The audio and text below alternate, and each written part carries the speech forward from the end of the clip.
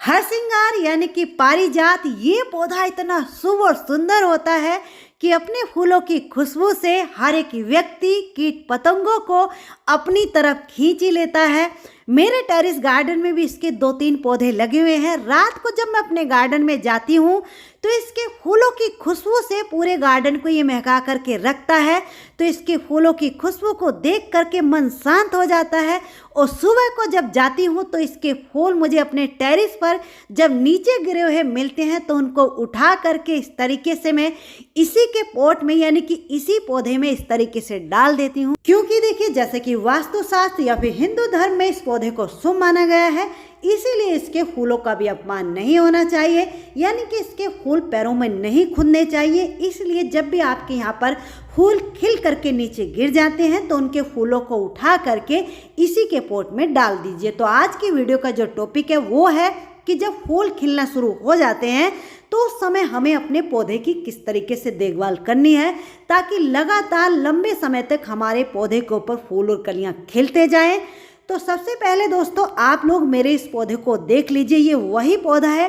इसी पौधे की आप लोगों के साथ मैं केयर यानी कि देखभाल लगातार शेयर करती आ रही हूँ। आप लोग देखिए, पूरे तरीके से ये जो पौधा है फूलों से भरा हुआ है।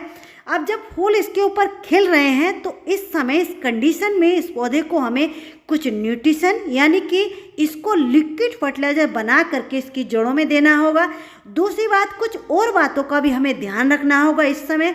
तो आज की इस वीडियो में डिटेल में स्टेप बाय स्टेप आप लोग को मैं बताऊंगी कि इस समय आपको अपने पौधे की किस तरीके से देखभाल करनी है। तो देखिए, सबसे पहला जो पॉइंट है वो है, जब इसके ऊपर फूल खिलना शुरू हो जाते हैं तो अपने पौधे को तुरंत उठा करके कहीं ऐसी जगह रख दीजिए जहां सुबह की 1 से आधा घंटे की धूप इसके ऊपर पड़ जाए। ये जो मेरा पौधा है मैंने यहाँ पर रखा हुआ है, यहाँ सुबह की आधा या पौना घंटे की धूप इसके ऊपर आती है, बाकी पूरा दिन ठंड रहती है। दूसरा पॉइंट, इस समय पौधे के ऊपर पानी की कमी बिल्कुल भी नहीं रहनी चाहिए, यानी कि पौधा जब फूल और कलियां खिलाता है तो उस समय पानी बिल्कुल भी कम नहीं रहना चाहिए। देखिए, आप लोग मेरे पौधे की मिट्टी से अंदाज़ा लगा लीजिए। इस कंडीशन में इसकी मिट्टी रहनी चाहिए। ये ना ही बहुत ज़्यादा गीली है और ना ही बहुत ज़्यादा सूखी है।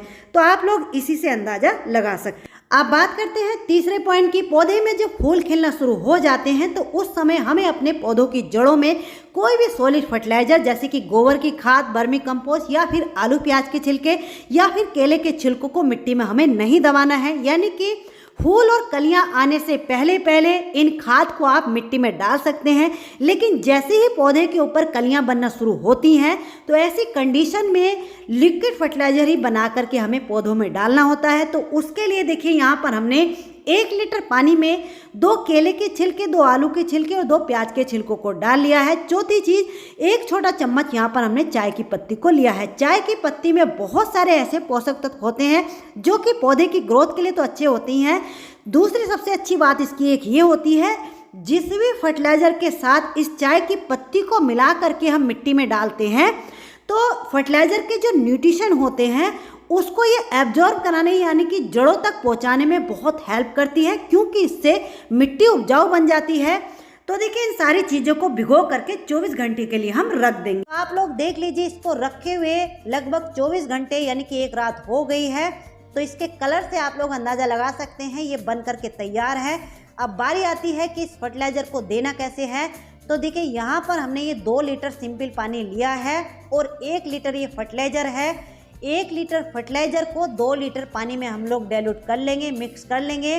आपको डायरेक्ट इसको पौधों के ऊपर नहीं देना है, क्योंकि इस टाइम पर जैसे पौधों में कलियां बन गई हैं तो इसलिए डाइल्यूट करके ही आपको देना है। वैसे ये बिल्कुल ऑर्गेनिक है। आप लोगों को थोड़ा सा अगर ऊपर नीचे हो जाए तो घबराने की कोई बात नहीं है। अब बात करते हैं नेक्स्ट पॉइंट की। जिस समय पौधा कलियों को खिला रहा होता है तो ऐसी कंडीशन में कोई भी केमिकल फर्टिलाइजर भी पौधों की जड़ों में नहीं जाना चाहिए। यानी कि आगे पीछे आप लोग डाल सकते हैं। जैसे कि आपको अगर लगता है कि आपके पौधे की ग्रोथ अच्छी नहीं हो रही है तो उस समय आप लोग केमिकल का इस्तेमाल कर सकते हैं, लेकिन जब पौधे के ऊपर कलियां बनना शुरू हो जाती हैं तो उस समय आपको हमेशा ऑर्गेनिक फर्टिलाइजर ही बना करके पौधों की जड़ों में डालना है। आप अपने पौधे को जितना ऑर्गेनिक तरीके से ग्रो करोगे उतना ही लंबे समय तक आपके पौधे चलेंगे। मैं अपने पौधों को हमेशा ऑर्गेनिक तरीके से ही ग्रो करती हूँ, इसीलिए मेरे पौधे हेल्दी और स्वस्थ रहते हैं और फूल भी अच्छे से देते हैं। तो देखिए, फर्टिलाइजर को डालने से पहले मिट्टी की हल्की हल्की सी, जैसे कि आधा आधा इंच की, बस मिट्टी को हल्का सा लूज कर लेना है। बहुत ज़्यादा नीचे तक मिट्टी की गुड़ाई नहीं करनी है इस समय, और इस फर्टिलाइजर को इस तरीके से डाल देना है। डालना कितना है, ये मेरा 12 इंच का पॉट है तो 1 से 1.5 लीटर इसमें ये आ जाएगा। वैसे ये ऑर्गेनिक है तो आपको थोड़ा सा कम ज़्यादा भी हो जाए तो घबराने की कोई बात नहीं है, निश्चिंत रहिए, आप लोग इसको डाल दीजिए। और इसको आपको वीक में एक बार, जब तक आपके पौधे के ऊपर फूल और कलियां बनते जा रहे हैं, लगातार डालते रहना है। अब बात करते हैं अगले पॉइंट की। तो देखिए, अगर आपके पौधे में अभी तक कलियां बनना शुरू नहीं हुई हैं तो आपको क्या करना है, देखिए जिस भी पॉट में आपका पौधा लगा हुआ है उस पॉट की ऊपर से मिट्टी की 1-1, 1.5 इंच की गुड़ाई कीजिए। देखिए इस तरीके से, बहुत ज़्यादा नीचे तक गुड़ाई नहीं करनी है क्योंकि इसकी फ्लावरिंग का समय है। बहुत ज़्यादा नीचे तक मिट्टी की गुड़ाई कर देंगे तो पौधा स्ट्रेस में चला जाएगा, तो फिर कलियां बिल्कुल भी नहीं बनाएगा। इसलिए इस समय इस बात का आपको ध्यान रखना है। हालांकि 1 महीने पहले अगर आपको ये काम करना था तो उस समय आप इसकी 3-3 इंच की मिट्टी की गुड़ाई भी कर सकते थे, या फिर इसकी रिपोर्टिंग भी, रूट प्रूनिंग भी कर सकते थे। लेकिन इस समय ये काम आपको नहीं करना है, सिर्फ इसके ऊपर से 1 से 1.5 इंच की मिट्टी की गुड़ाई करके मिट्टी को निकाल लेना है। गुड़ाई करने के बाद अब बारी आती है कि इसको फर्टिलाइजर कौन सा देना है। तो देखिए सबसे पहली चीज यहाँ पर हमने 2 मुट्ठी ली है ये नीम खली। दूसरी चीज ये है देखिए मस्टर्ड केक यानी कि सरसों खली का पाउडर, ये भी हमने 2 मुट्ठी लिया है। एक बात यहाँ पर आपको ध्यान रखनी है, मस्टर्ड केक यानी कि सरसों खली का कोई भी साबुत टुकड़ा मिट्टी में नहीं जाना चाहिए क्योंकि ये फंगस को क्रिएट करता है, तो इसका पाउडर बनाकर ही आपको लेना है। दूसरी चीज, 2 केले के छिलकों का पाउडर हमने लिया है, यानी कि केले के छिलकों को सुखा करके मिक्सी जार में पीस करके इसका पाउडर बना करके मैं रखती हूँ। अगर केले के छिलकों का पाउडर आपके पास नहीं है तो इसका दूसरा ऑप्शन है, देखिए जो पोटास आती है, जो कि आपको एग्रीकल्चर की शॉप से 20 से 30 रुपये केजी मिल जाएगी, तो इसकी जगह आप लोग 1 से 1.5 चम्मच पोटास को ले सकते हैं। इन सारी चीज़ों को मिक्स करके पौधों की साइडों से इस तरीके से डाल लेना है। डालने के बाद जो मिट्टी इसकी हमने निकाली थी उसी मिट्टी से इस फर्टिलाइजर को कवर कर देना है। कवर करने के बाद पौधे में तुरंत हमें पानी देना है। एक बात और यहाँ पर आपको ध्यान रखनी है, जब कोई भी फर्टिलाइजर जब पौधों में हम डालते हैं या तो सुबह के टाइम या फिर शाम के टाइम ही आपको डालना है। तो देखिए इस तरीके से पौधे में हम पानी दे देंगे। पानी आपको फर्टिलाइजर देने के बाद इतना देना है जो कि पॉट के नीचे से ड्रेनेज होल से नहीं निकलना चाहिए। अगर नीचे से पानी निकल जाता है तो आज जितने भी न्यूट्रिशन हमने पौधे को दिए हैं ये सारे इस पानी के जरिए नीचे से निकल जाएंगे, तो इस बात का भी आपको ध्यान रखना है। अब बात करते हैं नेक्स्ट पॉइंट की। तो देखिए अगर आपके पौधे में भी कलियां नहीं बनी है तो पौधे को कहीं ऐसी जगह आपको रखना है जहां इसको कम से कम 4 से 5 घंटे की धूप मिल जाए, यानी कि जितनी ज़्यादा सनलाइट इसको मिलेगी उतना ही अच्छा होगा, क्योंकि इस समय बहुत ज़्यादा तेज भी धूप नहीं हो रही है। जब पौधे के ऊपर कलियां बन जाए, पूरे अच्छे तरीके से पौधा कलियों से भर जाए, फिर उस समय इस पौधे को उठा करके ऐसी जगह रख देना है जहां सुबह की इसके ऊपर 1 से 1.5 घंटे की धूप पड़े, या फिर शाम की पड़ रही है तो शाम की भी 1.5 से 2 घंटे की धूप पड़े।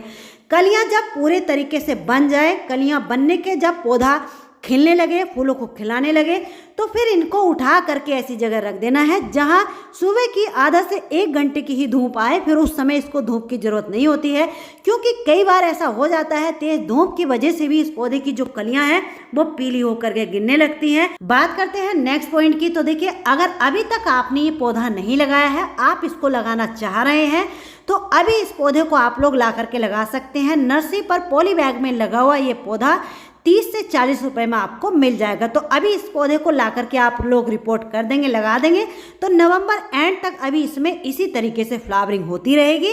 तो ये अच्छा मौका है, इस समय इसको ला करके लगा सकते हैं। दूसरी बात, अगर आप इसको कटिंग से ग्रो करना चाहते हैं तो इस समय इसकी कटिंग को लगा लीजिए, क्योंकि अक्टूबर का जो मंथ होता है इसकी कटिंग को ग्रो करने का सबसे बेस्ट मंथ होता है। तो इसकी कटिंग आपको कैसे लगानी है, देखिए ये जो आप लोग सामने देख रहे हैं ये मेरी एक कटिंग ही है। कटिंग से इसको मैंने लगाया था, ये लगभग 2 महीने की कटिंग है, यानी कि अगस्त के मिड में या लास्ट में मैंने इसको लगाया था। कितने अच्छे से ग्रो हो गई, इसके ऊपर फूल भी खिलने लगे हैं। तो कटिंग से अगर आप लोग इसको ग्रो करना चाहते हैं, अभी इसकी कटिंग को लगा लीजिए। 20 से 25 दिन में इसकी कटिंग में रूटिंग स्टार्ट हो जाती है, और जो कटिंग से तैयार किया हुआ पौधा होता है उसमें फूल जल्दी आना शुरू हो जाते हैं। यानी कि जैसे आप लोग देख रहे हैं 2 महीने की कटिंग है, इसमें फूल आना शुरू हो गए हैं ग्रो होने के बाद। और जो बीजों से ग्रो किया हुआ पौधा होता है उसमें फूल आने में कम से कम 2 साल लग जाते हैं। इसलिए आप लोग बीजों के चक्कर में मत पड़िए, इसको कटिंग से भी आप लोग ग्रो कर सकते हैं। कटिंग इसकी कैसे लेनी है, तो देखिए ये जो साइड से ब्रांच निकल रही है, इस ब्रांच के ऊपर वाले हिस्से को हम इस तरीके से कट कर लेंगे। इसको टिप वाला हिस्सा बोलते हैं। और कटिंग के ऊपर जितनी भी नीचे की एक्स्ट्रा पत्तियां हैं उनको हटा लेंगे और जो कलियां बनी हुई हैं उन सबको भी हम हटा देंगे। कलियों को कटिंग के ऊपर अगर हम छोड़ देंगे तो कटिंग ग्रो होने में थोड़ा और भी ज़्यादा टाइम ले लेगी।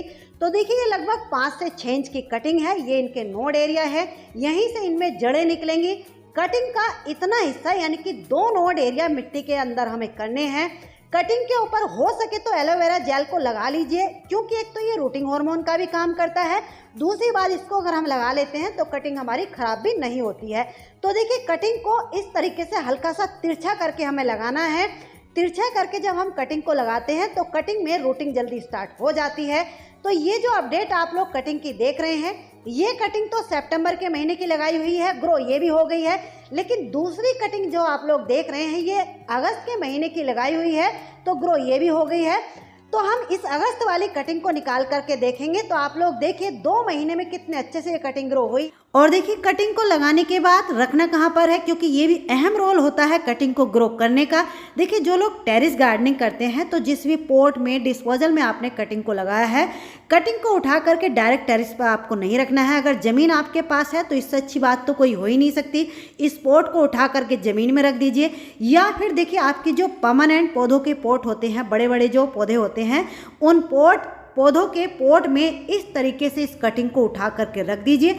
इस तरीके से जब हम कटिंग को रखते हैं तो कटिंग जल्दी ग्रो होती है और अंडर वाटरिंग या फिर ओवर वाटरिंग होने के भी चांस नहीं रहते हैं। तो इस तरीके से आपको कटिंग को उठा करके रखना है। तो चलिए दोस्तों, आज की ये जानकारी, आज की ये वीडियो आपको कैसी लगी? अच्छी लगी तो प्लीज़ वीडियो को लाइक जरूर कर दीजिए। चैनल पर पहली बार आए हैं तो चैनल को सब्सक्राइब कर लीजिए। मिलते हैं किसी नेक्स्ट टॉपिक के साथ, तब तक के लिए बाय, हैप्पी गार्डनिंग।